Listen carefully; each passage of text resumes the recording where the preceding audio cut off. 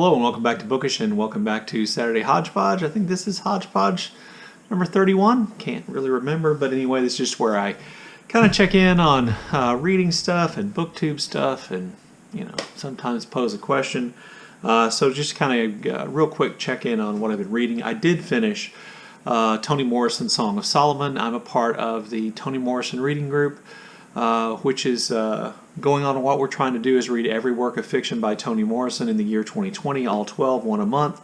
We did decide to push our discussion of this book back till April, which means, if we do read them all, we won't finish until 2021. But I did manage to finish this on the 31st, and this was a really good book. There's something kind of comforting about rereading a book that you like, and knowing that you are reading a book by a real master writer is comforting. And if you've never read Song of Solomon, the story kind of propels you along. There's certain elements of adventure and mysticism, magic to it, as is true with a lot of Toni Morrison books. I thoroughly enjoyed reading that.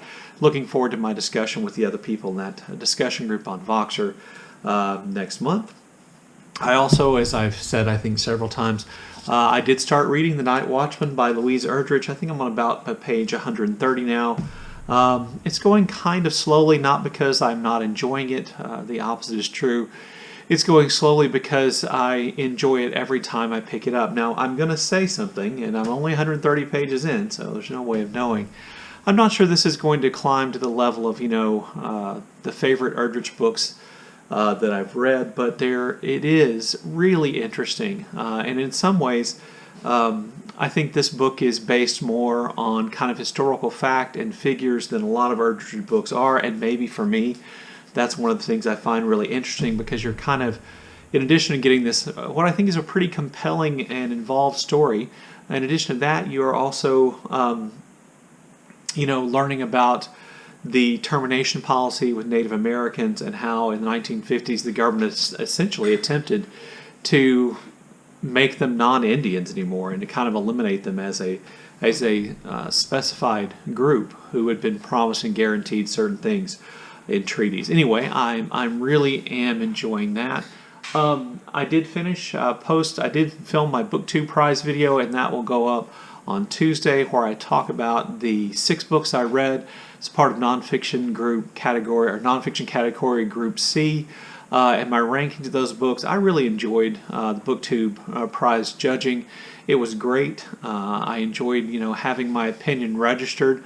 I am not judging this round, the quarterfinal round, because I knew with the way the school year was supposed to go, there'd be a lot of grading and stuff like that, and in some ways there's actually even more of that kind of stuff for me to do now that we're not actually physically going to class.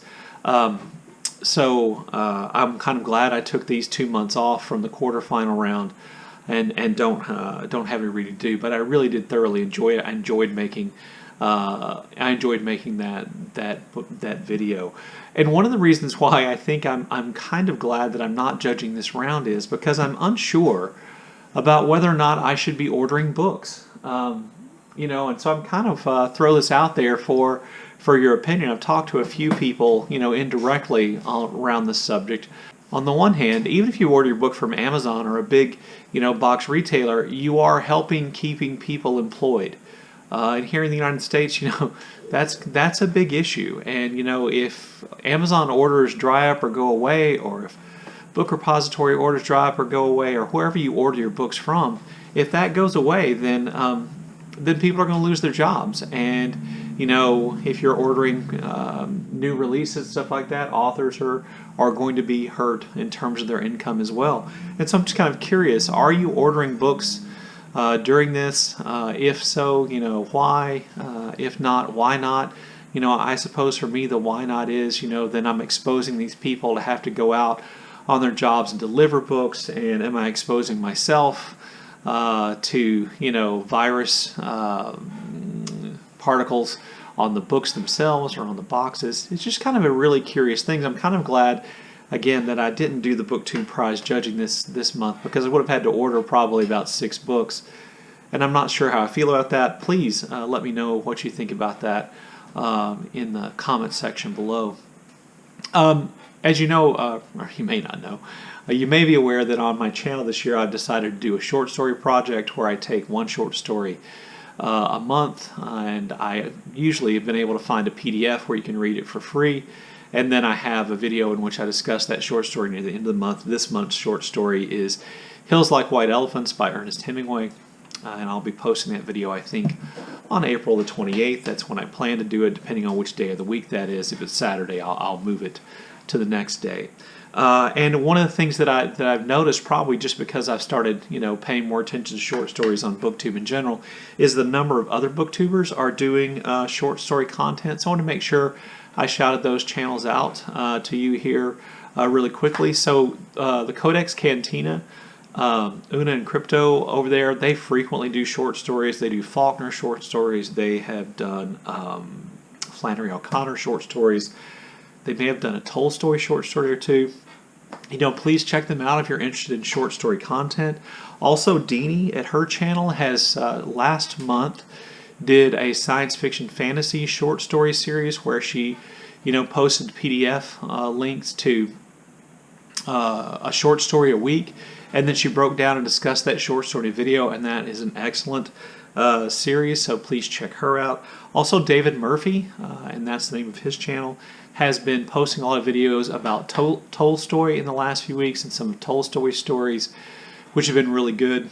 And I believe he said recently he might move on to Chekhov, which would actually make me happier because I like Chekhov a lot, and I think he's very underrated as a writer of stories. People associate him with plays. And then also Matthew over at the Mayberry Book Club has been reading and discussing short stories by Maupassant. He's also been reading Winnie the Pooh as a comforting thing, which has been great. I think he did The Old Man and the Sea. He's been doing short stories over there as well. So I wanted to shout out those 4 channels as people who are also doing short story content. And if you're having a hard time concentrating, maybe short stories and short story discussions might be more, something you're looking towards or something you think would be something you want to do or a good thing. So I'll leave links to those channels down below. I did have a really kind of minor health scare. Any kind of illness during what's going on in the world today seemed extra scary. I felt feverish, have had some head congestion, slight cough, achy from time to time.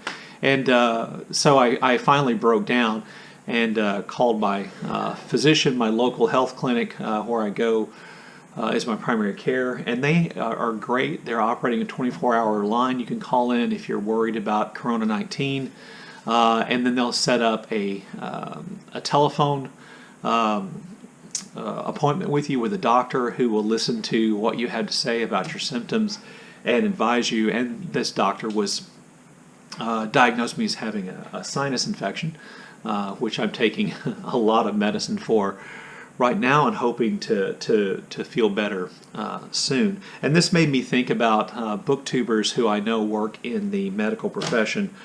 One would be Tilly from Tilly's Shelf. I believe that she is a nurse.